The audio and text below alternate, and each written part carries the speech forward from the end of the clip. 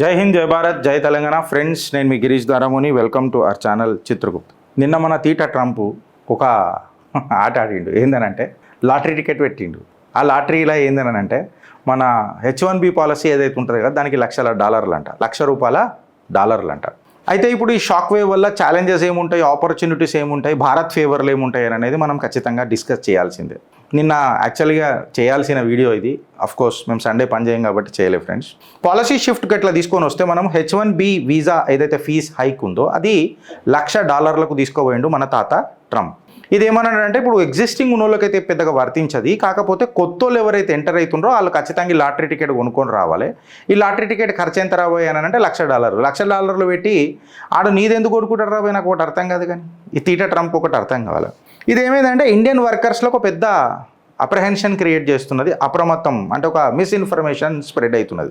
దాని తర్వాత ఒక కొత్త రూమర్లు కూడా వచ్చినాయి. Whether it is true or no false నాకు పెద్దగా తెలియదు, బట్ పేపర్లో చదివినట్టు నాకు గుర్తొస్తుంది. ఫ్లైట్ ఛార్జెస్ కూడా పెంచిండట. $80,000 నుంచి $2,50,000 పెంచిండట. అయితే ఎక్స్ట్రా ఫీస్ ఏవైతే రెన్యువల్స్కి ట్రాన్స్ఫర్స్కి ఉంటాయో దానికి పెద్దగా ఏం ఛార్జెస్ కావు అని చెప్పి ఈ వీసా హైక్లా చెప్తున్నాడు. ఎలాన్ మాస్క్ దీన్ని గట్టిగా అపోజ్ చేసిండు. అరే నేను కూడా H1B వీసాకే వచ్చినా, మళ్ళీ నేను ఎంత కాంట్రిబ్యూట్ చేసిన దేశానికి నీకేమన్నా గుర్తుందా తీట ట్రంప్ అని చెప్పి క్లియర్ కట్గా చెప్పిండు. అయితే దీని మీద economic and work force impact ఎట్లుంటుంది, especially from the perspective of India, భారత్ని దృష్టిలో పెట్టుకొని అని చెప్పి మాట్లాడితే సుమారు 6 to 7 million global H1B holders ఉన్నారట. గ్లోబల్గా 6 to 7 million H1B visa holders ఉన్నారట. అందులో 2.5 మిలియన్ మన ఇండియా నుంచి ఉన్నారట. వీళ్ళకు ఖచ్చితంగా ఎఫెక్ట్ పడుతుందట. ఇండియన్ ఐటీ, హెల్త్ సెక్టార్స్ ఇది చాలా ఈ ఇంపాక్ట్ని మన ఎక్స్పీరియన్స్ చేయాల్సి వస్తుంది అని చెప్తున్నారు. ఇన్ఫ్యాక్ట్ చెప్పాలంటే మనకంటే ఎక్కువ ఈ health workers, IT workers short fall అనేది యూఎస్లో పెరిగిపోతుంది. ఈ of shoring etcetera remote work models ఇప్పుడు ఇవన్నీ పెరగొచ్చు. నేనేమనుకుంటున్నానంటే H1B వీసా పెట్టుకొని ఆడదాకా పోయే బదులు ఆబ్వియస్గా ఈడికేను కూడా మళ్ళీ ప్రాసెస్ ఏముందో నేను ఇంకా డీటెయిల్గా చదవలే ఫ్రెండ్స్. ప్రాసెస్ కాదు, ప్రొసీజర్స్ ఏమున్నాయో నాకు కంప్లీట్గా తెలియదు. H1B వీసా తీసుకొని అక్కడ పోయే బదులు రిమోట్ నుంచి భారతదేశంలో నుంచి కూడా పనిచేయవచ్చు. అండ్ కోర్స్ భారత్ కూడా దీనికి సరైన యాక్షన్స్ తీసుకుంటుంది. ఏంటంటే వయా జీసీసీ, గ్లోబల్ జీసీసీ ఏదైతే మనకు ఉన్నదో దాని మీద డొమెస్టిక్ ఆపర్చునిటీస్ కూడా పెంచనికే మోదీ సర్కార్ ప్రయత్నం చేస్తుంది. అడ్వాన్స్ నోట్స్ అక్కడ కూడా మనం తీసుకొని చూస్తే ఏదైతే ఈ ఫీ ప్రెషర్ ఏదైతే ఉన్నదో ఇది ఖచ్చితంగా శాలరీ కట్, ఇంకా జాబ్ లాసెస్కి ఆబ్వియస్గా దారి తీస్తుంది. ఎందుకంటే మనకు రేపైతే ఫ్యూచర్ కనబడతలేదో ఆబ్వియస్గా ఇంత పైసలు మనం ఎట్లా పెట్టిపోతాం. ఇది డైరెక్ట్గా ఇంపాక్ట్ ఎవరికి అవుతుంది అని అంటే వితౌట్ ఎనీ డౌట్ అమెరికాకు చాలా ఘోరంగా ఇంపాక్ట్ అవుతుంది. ప్లస్ పాయింట్ ఎవరైతుంది అని అంటే డొమెస్టిక్ మన భారతదేశంలో జాబ్లు ఖచ్చితంగా పెరుగుతాయి. ఎందుకంటే యుఎస్ రిటర్నీస్ ఎవరైతే వస్తారో వాళ్ళు ఖచ్చితంగా ఇక్కడ ఒక క్రీమీ లేయర్ ఫామ్ చేస్తారు, జాబ్ క్రీమీ లేయర్ని. ఖచ్చితంగా ఒక టాలెంట్ పూల్ అనేది తయారవుతుంది, స్కిల్ డెవలప్మెంట్స్ తయారవుతాయి. అండ్ మొన్నటిదాకా పెద్ద జెయింట్స్లలో టెక్ జెయింట్స్ని తయారు చేసింది ఇన్ఫ్యాక్ట్ ఇండియా ఐటీ ఇండస్ట్రీ అనేది ఒక బ్యాక్ ఆఫీస్ ఉండే అమెరికాకు. సో ఆబ్వియస్గా ఇండియన్ ఆపర్చునిటీస్ పెరుగుతాయి. ఇండియాలో ఇది ఒక పెద్ద మిరాకిల్ లెక్క బూస్ట్ అవుతుందేమో అని చెప్పి విశ్లేషకారులు మాట్లాడుతున్నారు, ఆర్థిక నిపుణులు మాట్లాడుతున్నారు. అయితే ఇప్పుడు రిమోట్ అడాప్టబిలిటీ ఏదైతే ఉన్నదో, ఇప్పుడు ఐటీ అనేది రిమోట్గా మనము అంటే వర్క్ ఫ్రమ్ హోమ్ ఇక్కడ నుంచి ఇండియాకి అక్కడ అమెరికాకి పని చేసుకోవచ్చు. కాకపోతే మళ్ళీ అంకుల్ ట్రంప్కి ఎవడు చెప్తాడో నాకు అర్థం కాదు. ఇక్కడ జూమ్ మీటింగ్లలో కూర్చొని ఆపరేషన్లు చేయలేరు తాత. సో ఇక్కడికైనా మాత్రం నువ్వు ఎట్లా చేస్తావో నాకు తెలియదు. మళ్ళీ మీ వాళ్ళకి అప్పటికే ఎవరెవరైతే ఏజ్డ్ పర్సన్స్ ఉంటారో అమెరికాలో వాళ్ళు ఇండియాకి వచ్చి కొన్ని మేజర్ ఆపరేషన్స్ చేయించుకుంటారు. అఫోర్డబుల్ మెడికల్ కేర్ అనేది ఇలా ఇండియాలో అయిపోయింది.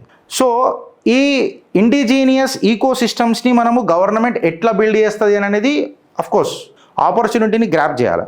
ఇప్పుడు హిస్టారికల్ ఇంకా స్ట్రాటజిక్ లెన్స్లో మనం ఇట్లా చూస్తే ఎప్పుడైతే ఈ టాలెంట్ మైగ్రేట్ అవుతుందో మళ్ళీ World War II తర్వాత కూడా అమెరికా ఏం చేసిందంటే జర్మన్ సైంటిస్ట్ని అమెరికాలకు తీసుకున్నది. నాసా ఎట్లా డెవలప్ అయిందో మనం అందరం చూసినాం. సో ఆబ్వియస్గా ఇప్పుడు వరల్డ్ వార్ జరగలేదు, కానీ ట్రంప్ వార్ వల్ల మన టాలెంట్ మన దగ్గరకు వస్తున్నందుకు మనం ఖచ్చితంగా గర్వపడాలా, అది స్వాగతించాలా. ఇది భారత్ ఇప్పుడు ఒక జట్కా పడుతుందొచ్చు, ఆ కుటుంబాలు కొంచెం ఈ అడ్జస్ట్మెంట్ అయ్యే లోపల ఇబ్బంది పడతారొచ్చు, నేను కాదని అంటలేను ఆబ్వియస్గా.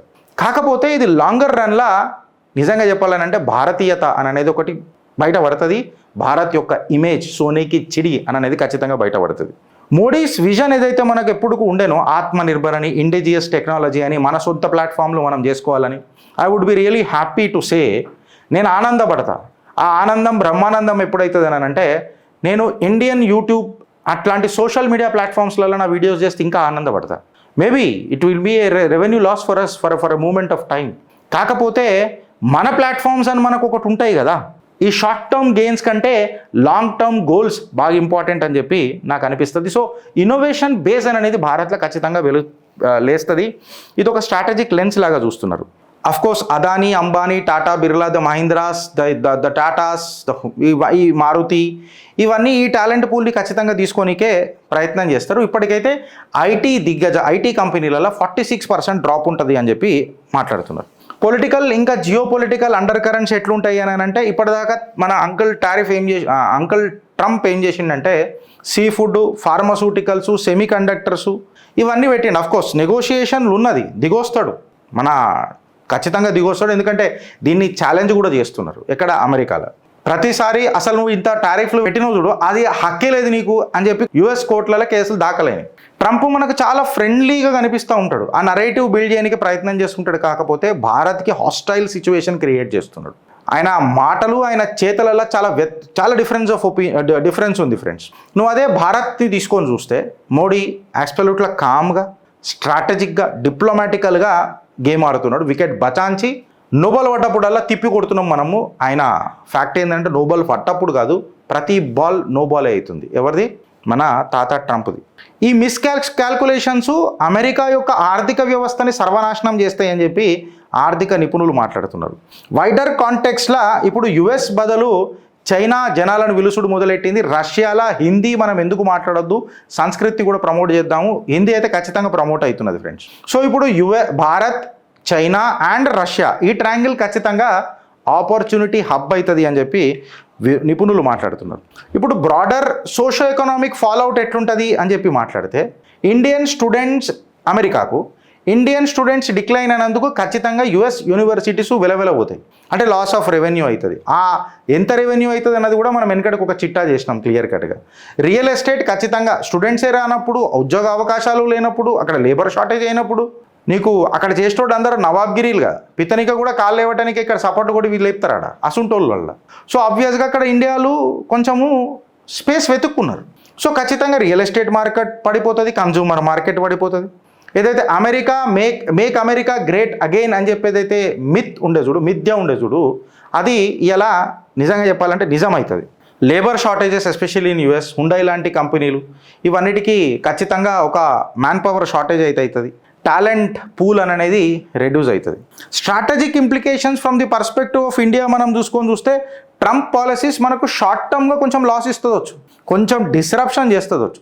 బట్ లాంగ్ టర్మ్లో భారత్ని ఆత్మనిర్భర్ చేయనికి వస్తుంది.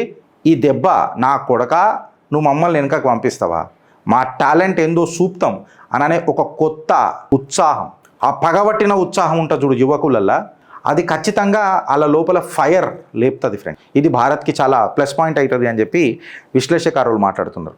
అఫ్కోర్స్ ఇప్పటిదాకా మనం డిప్లొమాటిక్గా చేసినాం, రిఫార్మాటిక్గా ముంగడికి పోయినాం, డొమెస్టిక్ రిఫార్మ్స్ని పెంచుకోనికి ప్రయత్నం చేసినాం. సో ఈ డయాస్పోరాకు ఏదైతే మనకి ఇప్పుడు తిరిగి వస్తారో ఖచ్చితంగా ఈ ఇండిజినియస్ ఇన్నోవేషన్ అని అంటే మన భారత్లోనే ఇన్నోవేషన్ పెంచనీకే చాలా ప్రామిసింగ్ ఉంటుంది. ఇన్ఫ్యాక్ట్ చెప్పాలంటే భారత్ సెల్ఫ్ రెసిలెంట్ అవుతుంది, సెల్ఫ్ సక్సెస్ వైపు ముంగడికి పోతుంది అని చెప్పి చెప్తున్నారు. ఏదైతే గేట్వే అవుతుంది అని అనుకున్నాడు కదా ట్రంప్, నిజంగా చెప్పాలంటే సక్సెస్ గేట్వే అవుతుంది. నేను రెంట్ పెంచేసినాను, రెంట్ పెంచే పద్ధతిలో పెంచితే కూడా ఉంటాడు, లేకపోతే కాల్ చేసి పోతాడు. ఇది గుర్తుపెట్టుకోవాలి. ఇవాళ అమెరికా పెద్ద నువ్వేదో అనుకుంటున్నావేమో, కాకపోతే ఆ అమెరికాని తయారు చేసుట్లో కూడా భారత్ది కొంచెము గొప్పనో పాత్ర ఉన్నది, మొత్తం లేకపోయినా కొంచెము గొప్పనో పాత్ర ఉన్నది. ఇవాళ యూత్ ఆశయాలకు నువ్వు ఎప్పుడైతే చెక్ పెట్టడం మొదలెట్టినవో అమెరికాను కూడా చెక్ చేసే తత్వం యువకులలో ఉంటుంది. భారత్కి గట్టిగా ఉంటుంది. భారత్ ఏది మరవదు. And please mister uncle Trump, enjoy with your empty classrooms, unstaffed hospitals, broken factories and disintegrated జీడిపికి మీకు స్వాగతం పలుకుతున్నది. నువ్వేదో వీసాని లగ్జరీ చేసినావు, సో ఇలా నీ లగ్జరీ అనేది ఏడాదాకా పోతుందో ఒకసారి చూసుకో. ఒక లగ్జరీ కార్ తయారు చేయాలని చూస్తున్నావు, బట్ ఇంజన్ అనేది నా భారత్. మేము మాట్లాడింది ఏమన్నా తప్పైతే ఉత్కారేయండి ఫ్రెండ్స్. కంటెంట్ నచ్చితే ఒక నలుగురికి షేర్ చేస్తారని ఆశిస్తున్నా. సబ్స్క్రైబ్ బటన్ ఒత్తుతారని చెప్పి భావిస్తాను. భారత్ మాతాకి జై.